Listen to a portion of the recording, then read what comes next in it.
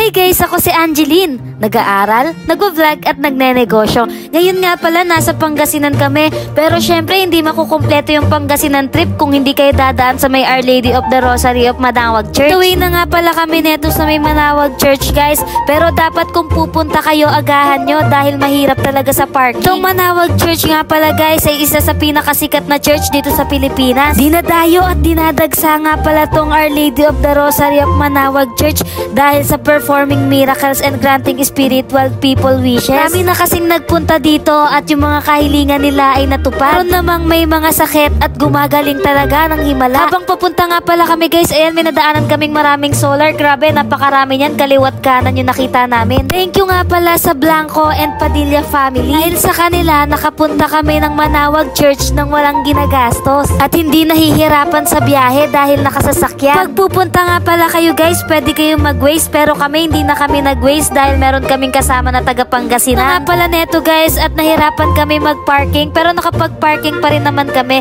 At ayan, bago kayo pumasok ng simbahan, marami talaga kayong makikita ng mga souvenir. Marami nga din palang nagpapa-blessing dito ng mga sasakyan nila. Ito nga pala yung front ng simbahan guys. Grabe, namangha ko. Napakaganda talaga. Nga pala guys, kung napansin nyo, meron kaming kasamang alagang aso. Bawal sila sa loob mismo ng church pero dun sa may pinakaloob guys, pwede sila sa may garden. Napakalinis nga pala dyan guys, sa labas pa lang ng Manawag Church. Tapos ayan yung sa loob, parang kikilabutan ka pagpasok mo. Literal na mafe-feel nyo talaga yung presence ng Manawag Church dyan sa loob. Siyempre hindi natin palalagpasin ang pagkakataon na to. Nagdasal na din tayo dyan. Hiniling yung matagal na nating kahilingan. After nga pala namin magdasal dyan sa loob ng simbahan guys, lumabas na kami at pupunta kami dun sa may garden. At ito yung nakita namin sa labas. Grabe, manghang-mangha kami. Napakaganda. Labas nyo nga pala ng simbahan guys, ito yung bubungad sa inyo. Meron pa silang another upuan sa labas, then may TV dyan. Kung puno na dun sa may loob ng church, pwede kayo dyan. At grabe ito, napakalupit na ito. Nasa puno yung ukit ng birhen. Tawag nga pala nila yung birhen ng Manawag. At dyan naman yung way papunta doon sa may Rosary Garden. Ting lakad nga lang pala, mapunta na kayo dito sa may candlelight at pwede kayong manalangin dyan.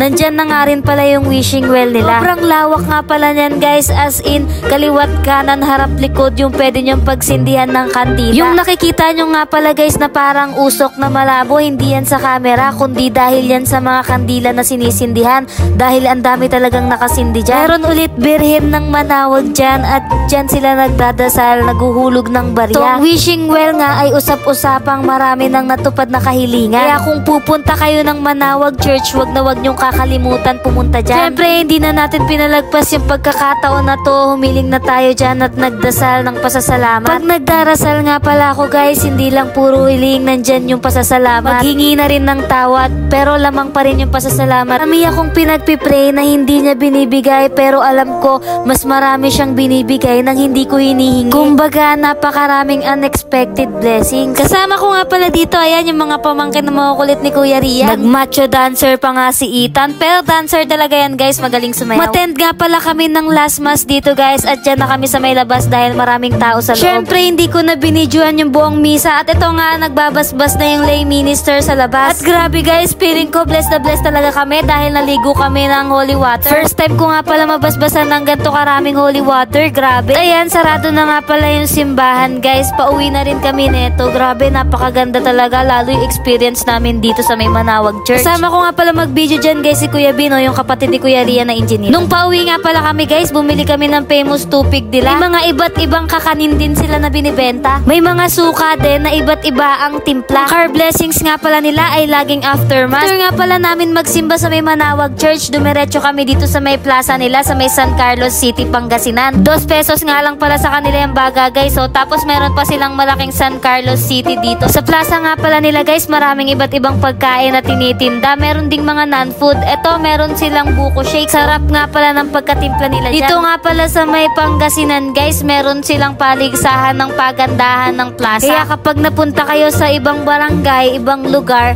may mga ganyan din sila. Grabe ang experience dito sa may Pangasinan guys. Worth it yung antok. Hanggang dito na lang muna pala tong video na to. Thank you for watching guys. Bye!